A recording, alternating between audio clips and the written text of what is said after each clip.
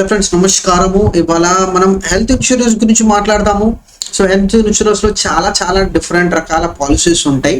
So ఒక ఫ్యామిలీకి ఎటువంటి పాలసీ బాగుంటుంది, ఒక నార్మల్ పాలసీ బాగుంటుందా లేకపోతే కాంప్రిహెన్సివ్ హెల్త్ ఇన్సూరెన్స్ బాగుంటుందా? సో ఈ చిన్న కంపారిజన్ మనం చేసుకుందాము.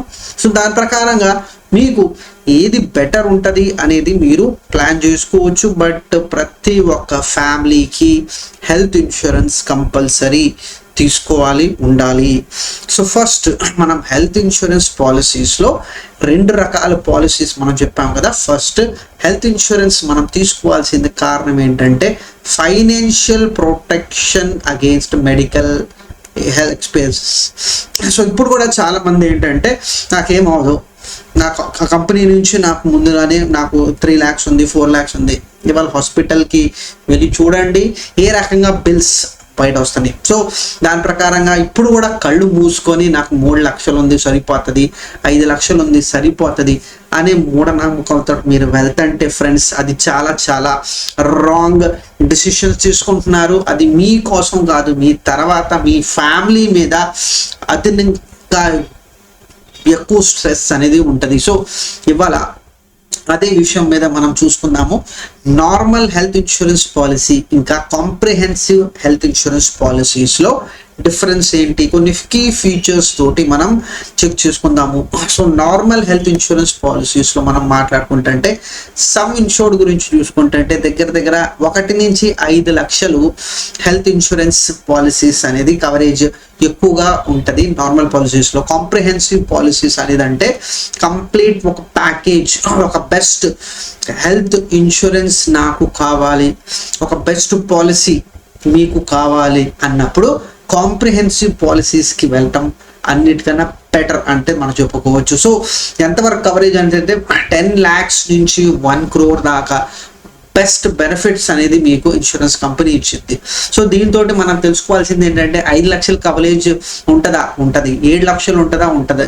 సో బట్ మనకి బెస్ట్ బెనిఫిట్స్ అనేది మనం హెల్త్ ఇన్సూరెన్స్లో మనం పొందాలంటే 10 లక్షల కన్నా ఎక్కువగా ఉంటే మంచిది. ప్లస్ మెడికల్ హెల్త్ ఇన్సూరెన్స్లో మనం ఇన్ఫ్లేషన్ మనం మాట్లాడుకుంటే దగ్గర 15 నుంచి 20% అనేది ప్రతి సంవత్సరం పెరుగుతుంది. అంటే పోయిన సంవత్సరం 1,00,000 రూపాయలు బిల్ ఆ ట్రీట్మెంట్ ఉంటుంది, నెక్స్ట్ ఇయర్ అదే ట్రీట్మెంట్ కోసం 1,15,000 or 1,20,000 డిపెండ్ అవుతుంది మనం ఏ హాస్పిటల్లో వెళ్తున్నాము.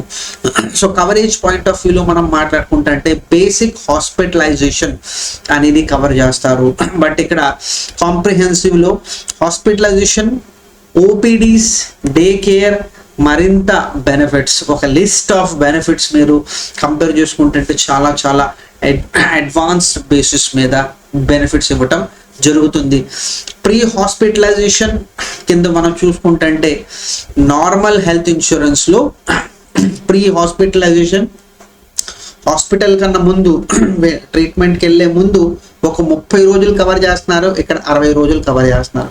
కానీ ఇక్కడ హెల్త్ మన కాంప్రిహెన్సివ్లో చూస్తుంటే 60 to 180 days అంటే దగ్గర మనకి 240 రోజులు హాస్పిటల్కి ముందు వెనకాల మనకి సపోర్ట్ ఇస్తున్నారు.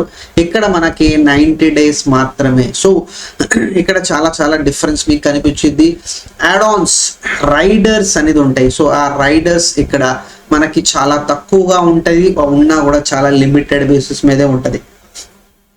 ఇక్కడ మల్టిపల్ యాడ్-ఆన్స్ ప్లస్ ఇక్కడ మెటర్నిటీ కూడా కొన్ని పాలసీస్లో కొద్ది లిమిటెడ్ బేసిస్ మీద ఇవ్వటం జరిగింది. సో అది కూడా చాలా మంచి బెనిఫిట్. సో చాలా మంది మెటర్నిటీ అనేది కూడా కోరుకుంటారు కాబట్టి సో కాంప్రిహెన్సివ్ పాలసీస్లో మనకు ఆ సపోర్ట్ అనేది ఉంటుంది. సో ప్రీమియమ్స్ డెఫినెట్లీ ఇక్కడ లో ప్రీమియమ్స్ ఉంటాయి, ఇక్కడ హయ్యర్ ప్రీమియమ్స్ ఉంటాయి. అది కూడా బెనిఫిట్స్ ఎక్కువ ఇస్తున్నారు కాబట్టి ఎక్కువ హయ్యర్ ప్రీమియమ్స్ మనము ఇక్కడ పే చేయాల్సి వచ్చింది. రీస్టోరేషన్ బెనిఫిట్ ఉంటుంది కానీ ఒక చిన్న లిమిట్ వరకే, లేకపోతే ఉండకపోవచ్చు. కానీ ఇక్కడ రీస్టోరేషన్ బేసిస్ అనేది ఏంటంటే కంపల్సరీ ఉంటుంది.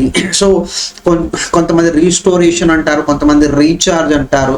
సో సింపుల్ అనేది ఏంటంటే మీరు తీసుకున్న 10 లక్షల మీద ఇంకొక 10 లక్షలు ఇస్తారు కొంతమంది. కొంతమంది 50% ఇస్తారు, కొంతమంది 20%, 30% ఇస్తారు. సో ఇక్కడ రీస్టోరేషన్ అనేది ఏంటంటే నార్మల్ హెల్త్ ఇన్సూరెన్స్ పాలసీస్లో చాలా తక్కువగా ఉంటుంది, కానీ కాంప్రిహెన్సివ్లో ఎక్కువ ఉంటుంది.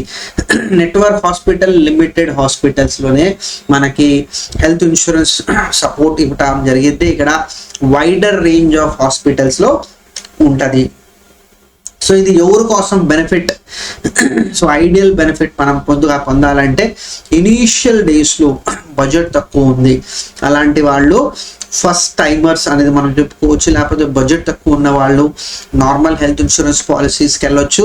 ఫ్యామిలీస్, పెద్ద ఫ్యామిలీస్ ఉండే, 3 ఉన్నారు, 4 ఉన్నారు, సీనియర్ సిటిజన్స్ ఉన్నారు, ఎక్కువ ఇన్కమ్ ఉంది, మనం ఎంత ప్రీమియం ఉన్నా కూడా మనం కవర్ చేసుకోవచ్చు, ప్రాబ్లం లేదు. మనకి మంచి హెల్త్ సమ్ ఇన్ష్యూర్డ్ కవరేజ్ మన ఫ్యామిలీకి ఉండాలి అనే ఆలోచన ఉన్న వాళ్ళకి కాంప్రిహెన్సివ్ పాలసీస్ బెటర్ అనేది మనం చెప్పుకోవచ్చు. రైట్, చిన్న సినారియో మనం అనుకుందాము. సో 2 ఎగ్జాంపుల్స్ ఇక్కడ మనం చూస్తున్నాము. ఇక్కడ మిస్టర్ రవి నార్మల్ పాలసీస్ తీసుకున్నారు, 3 lakhs కవరేజ్ ఉంది. హాస్పిటల్ ట్రీట్మెంట్లో బైపాస్ సర్జరీ అనేది దగ్గర 6 lakhs అయింది. సో ఏమవుతుంది, కవరేజ్ అనేది 3 lakhs. సో ఇక్కడ ఏం జరుగుతుంది, 3 lakhs ఇన్సూరెన్స్ కంపెనీ ఇచ్చింది, మిగతా 3 లక్షలు పాకెట్ నుంచి పే చేసుకోవాలి. కానీ ఇక్కడ కాంప్రిహెన్సివ్ ప్లాన్స్ కింద మనం చూసుకుంటే కవరేజ్ అనేది 10 లక్షలు. ఇక్కడ బేసికలీ బైపాస్ సర్జరీకి 6 lakhs అనేది అవుతుంది.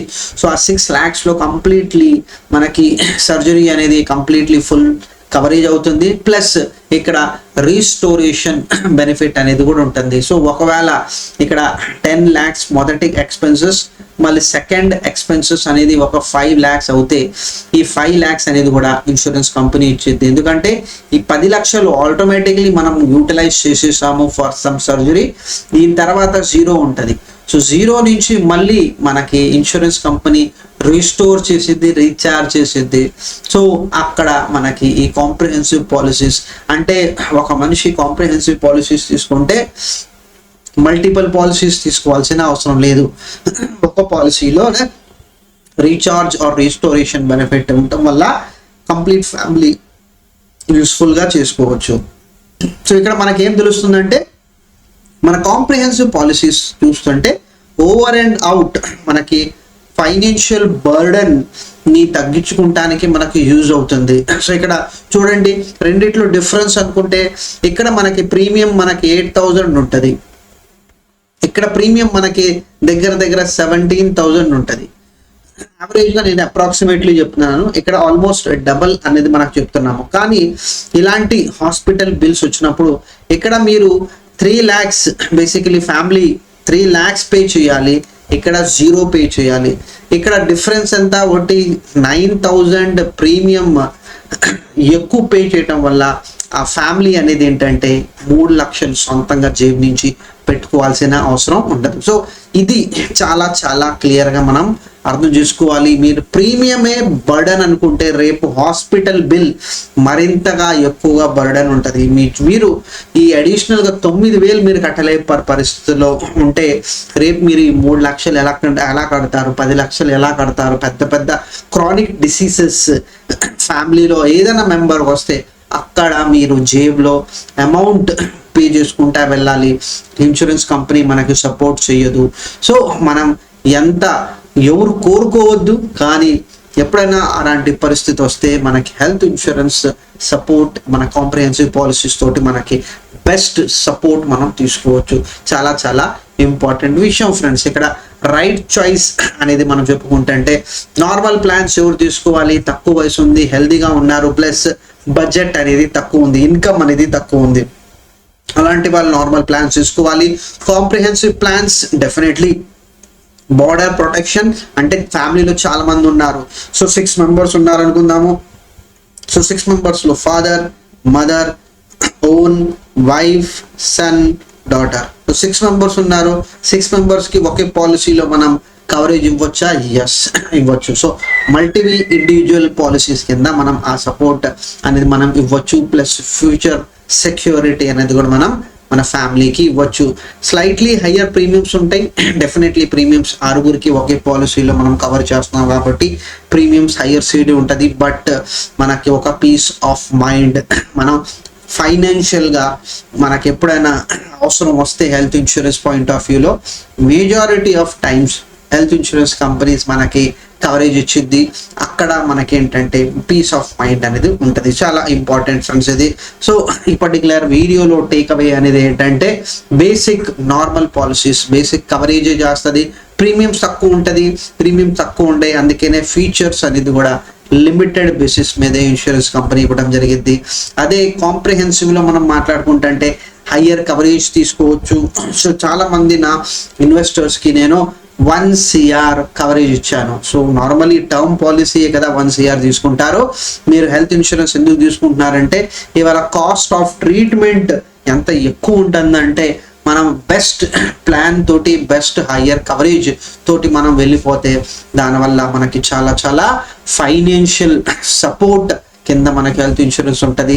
సో వైడర్ బెనిఫిట్స్ తీసుకోవచ్చు, ఫ్యూచర్ ఫైనాన్షియల్ ప్రూఫ్ అనేది మనకు always protect your self from the danger అనేది మనం అంటాం కదా. సో ఇది అది. సో ఇక్కడ ప్రాపర్లీ చూస్ చేయండి, ఎందుకంటే health, financial needs and financial goals చాలా చాలా ఇంపార్టెంట్.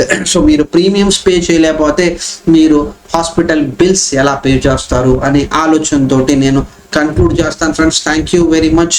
మన వీడియోలో మీరు కంటిన్యూస్గా మీరు చూస్తూ ఉండండి. మీ ఒపీనియన్, మీ కమెంట్స్ డెఫినెట్లీ షేర్ చేయండి friends. Thank you once again.